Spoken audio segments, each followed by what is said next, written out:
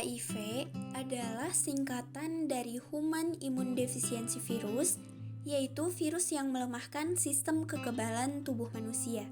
Sedangkan AIDS adalah singkatan dari Acquired Immune Deficiency Syndrome, yaitu sekumpulan gejala yang timbul akibat melemahnya sistem kekebalan tubuh karena terinfeksi virus HIV.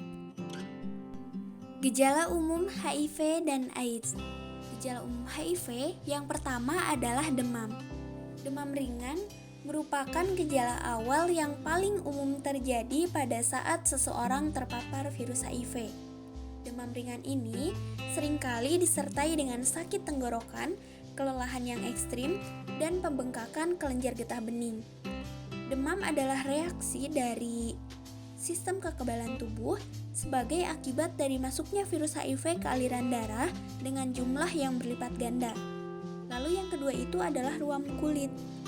Ruam ini bisa terjadi berupa bercak-bercak kemerahan pada kulit atau benjolan yang menyerupai jerawat dalam jumlah yang sangat banyak, juga tidak sembuh-sembuh. Gejala ini akan muncul jika paparan virus HIV telah mencapai pada tingkat yang lebih parah. Lalu, yang ketiga itu ada mual, muntah, dan diare. Antara 30-60% pengidap HIV akan mengalami gejala singkat, mual, muntah, dan serangan diare. Nah, selain gejala HIV tahap lanjut, gejala-gejala tersebut juga bisa muncul sebagai efek samping dari terapi pengobatan. Lalu yang keempat itu adalah berat badan yang turun secara drastis. Nah, berat badan turun drastis merupakan gejala tahap lanjut bahwa tubuh telah terinfeksi HIV. Berat badan turun drastis bisa terjadi akibat diare atau kurangnya nutrisi tubuh akibat sering memuntahkan makanan.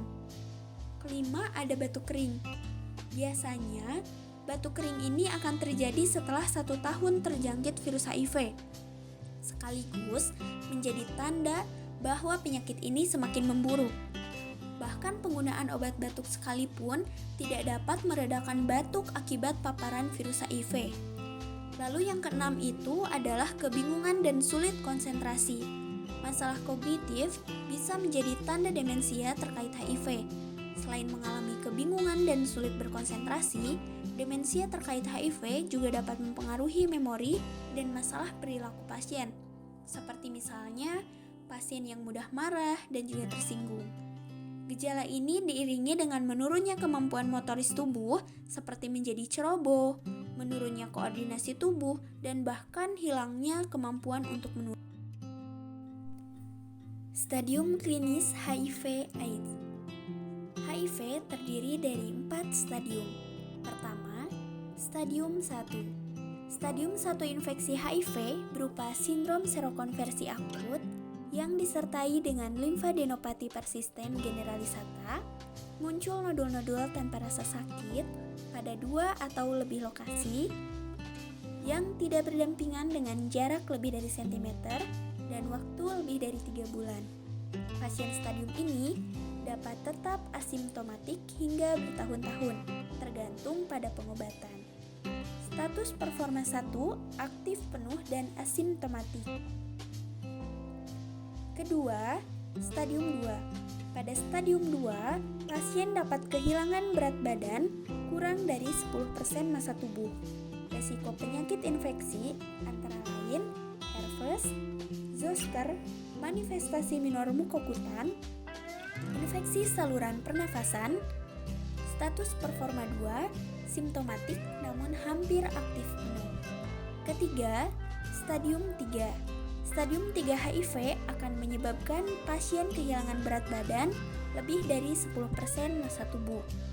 Pasien juga akan mengalami beberapa infeksi atau gejala seperti diare kronik lebih dari 1 bulan, demam prolong lebih dari 1 bulan, kandidiosis oral, kandidiasis vagina kronik, oral helicobacter, infeksi bakteri parah, tuberkulosis paru.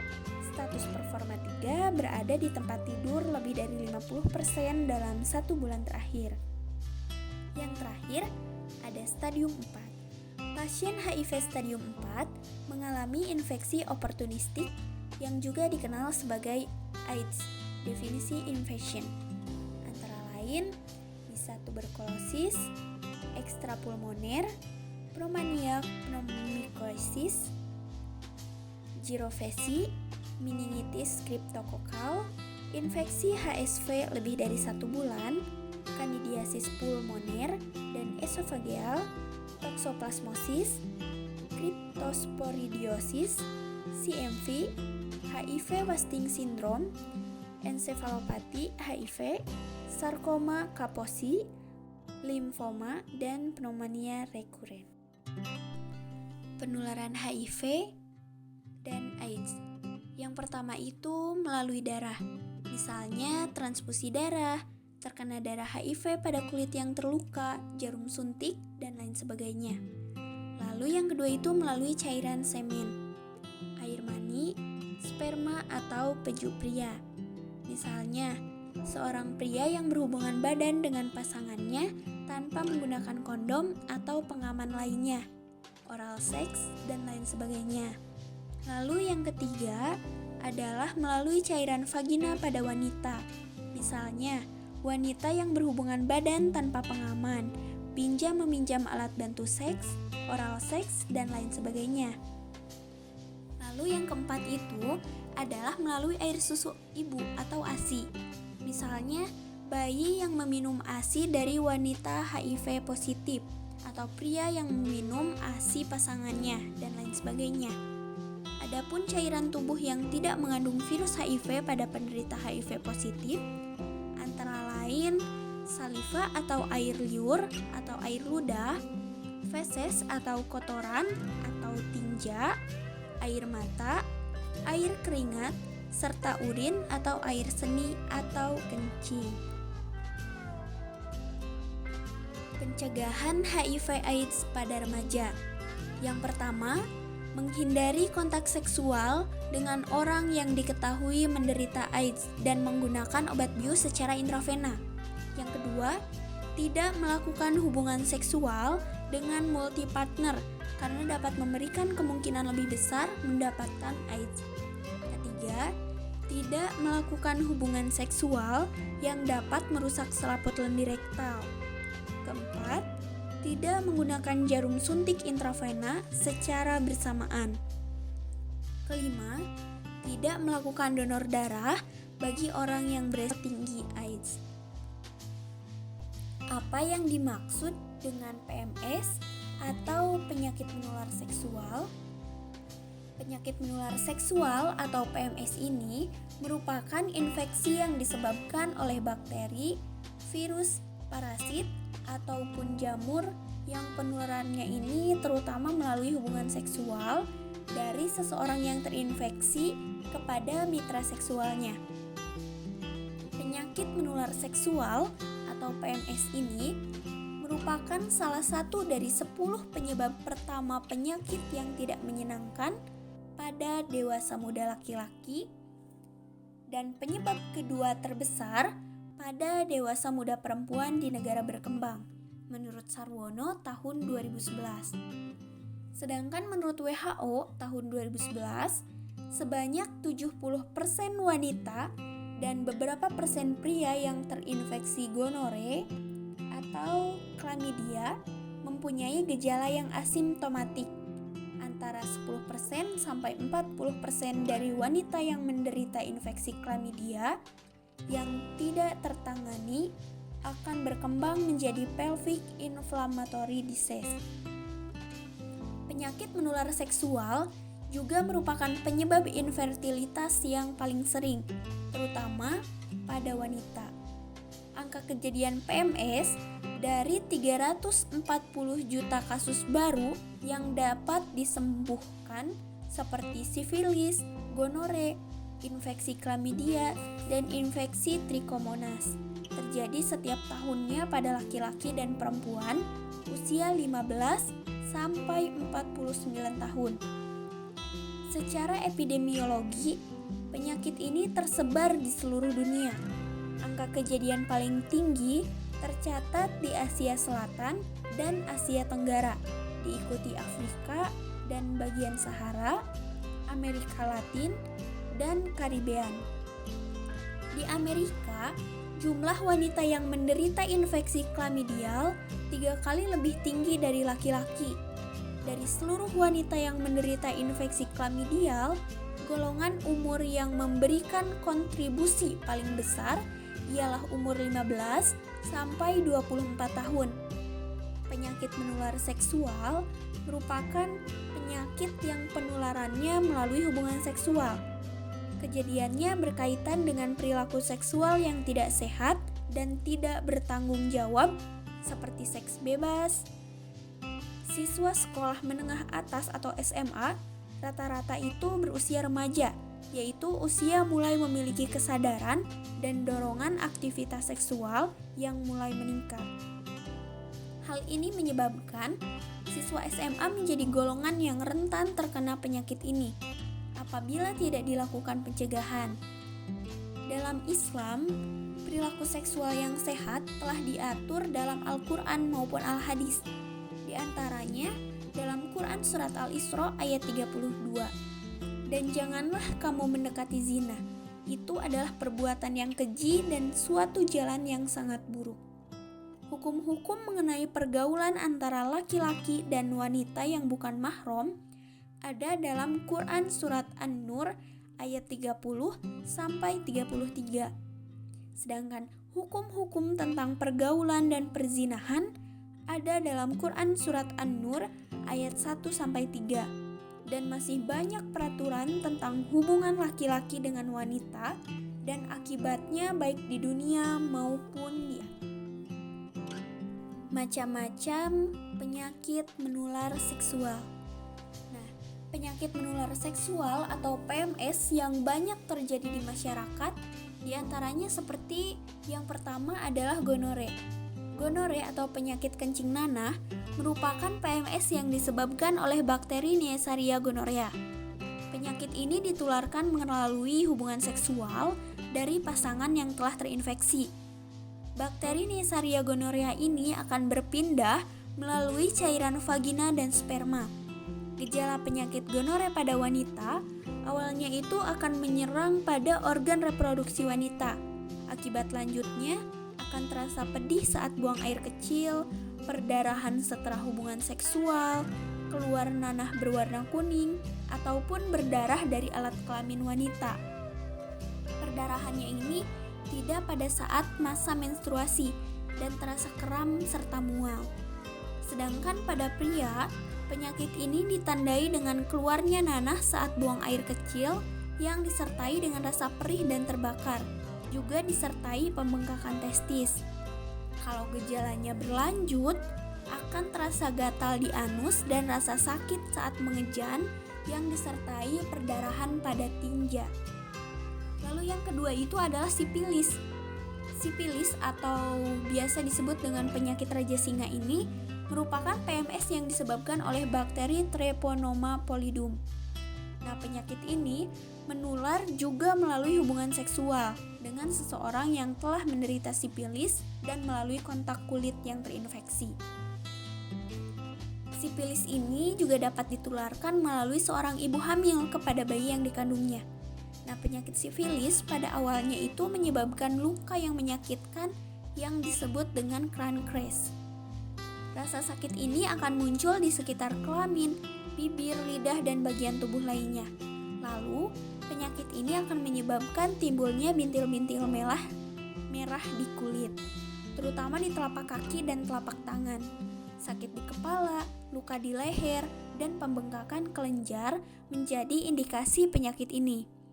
Pada tahap akhir, penyakit ini dapat menyebabkan kerusakan pada tulang, kebutaan, bahkan kerusakan saraf koordinasi. Bila dibiarkan, penyakit sipilis ini dapat menyebabkan kerusakan hati, otak, kebutaan, bahkan ketulian. Pada wanita hamil, penyakit ini dapat ditularkan kepada bayi yang dikandungnya, sehingga bayi yang dilahirkan bisa cacat, mengalami kebutaan, kerusakan pada tulang, otak, gigi, dan bahkan pendengaran. Lalu yang ketiga itu adalah herpes. Herpes merupakan PMS yang disebabkan oleh virus herpes simplex. Penyakit ini memiliki gejala yang mirip dengan penyakit sifilis. Penyakit menular melalui kontak langsung kulit pada area yang terinfeksi saat terjadinya hubungan seksual. Gejala penyakit herpes kadangkala tidak terasa, bahkan virus ini baru menunjukkan gejalanya antara 2-10 hari. Gejala yang ada yaitu rasa gatal, terbakar, dan perih di sekitar area yang terinfeksi, di sekitar alat kelamin pria dan wanita, serta di sekitar anus akan timbul luka yang perih. Wanita yang terkena herpes akan mengeluarkan nanah dari alat kelaminnya. Lalu yang keempat itu adalah donovanosis. Donovanosis atau granuloma inguinale merupakan PMS yang disebabkan oleh bakteri Calymatobacterium granulomatis. Penyakit ini menyebar melalui kontak langsung dengan kulit seseorang yang terinfeksi dan melalui hubungan seksual.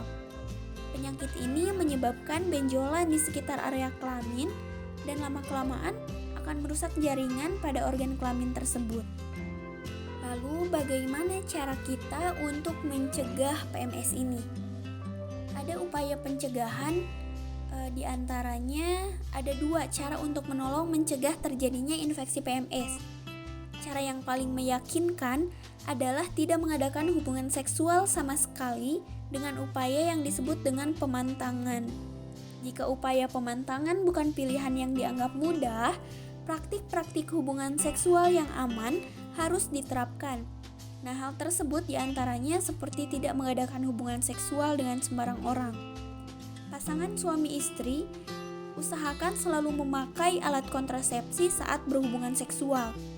Meskipun tidak mudah, mengkomunikasikan hal-hal yang berkaitan dengan seks yang aman atau safe sex perlu ditingkatkan, sehingga terjadi komunikasi yang jujur dan terbuka. Lebih jauh lagi, diperlukan adanya upaya peningkatan kesadaran masyarakat akan bahaya PMS dari segi moral. Pendidikan seks bagi anak-anak sekolah dan remaja pun perlu ditingkatkan agar mereka lebih waspada dalam menjalani kehidupan pergaulan remajanya. Lalu yang kedua itu, usaha pencegahan dan pemerataannya atau pemberantasannya. Penyakit kelamin bukan saja merupakan penyakit menular yang harus diberantas menurut garis-garis epidemiologis, tapi juga merupakan masalah sosial yang mempunyai sifat yang sangat kompleks. Dalam upaya pencegahan dan pemberantasannya, diperlukan kerjasama yang baik dengan instansi-instansi lain, seperti misalnya instansi pendidikan, sosial, agama, kepolisian, dan lain sebagainya. Dalam garis besarnya, usaha-usaha pencegahan dan pemberantasannya dijalankan dengan cara seperti usaha-usaha yang ditunjukkan terhadap penderita dengan pengobatan, penyembuhan, dan menghilangkan sumber penularan. Untuk ini perlu proses seperti misalnya ada case finding, yaitu untuk mencari penderita dalam masyarakat dengan menjalankan pemeriksaan. Lalu yang kedua itu adalah contact tracking, yaitu menanyakan kepada penderita siapa saja yang telah ia tularkan agar dapat kita usut. Lalu ada pengawasan sumber penularan yang mengingat bahwa sebagian besar sumber penularan adalah, mohon maaf, dari wanita tunasusila atau WTS. Maka perlu diusahakan lokalisasi WTS tersebut agar dapat diberikan pengobatan secara periodik. Lalu yang terakhir itu adalah pendidikan dan penanganan kepada masyarakat. Masyarakat ini perlu mengetahui dan menyadari bahaya-bahaya penyakit kelamin untuk dirinya, untuk keluarganya, dan juga untuknya.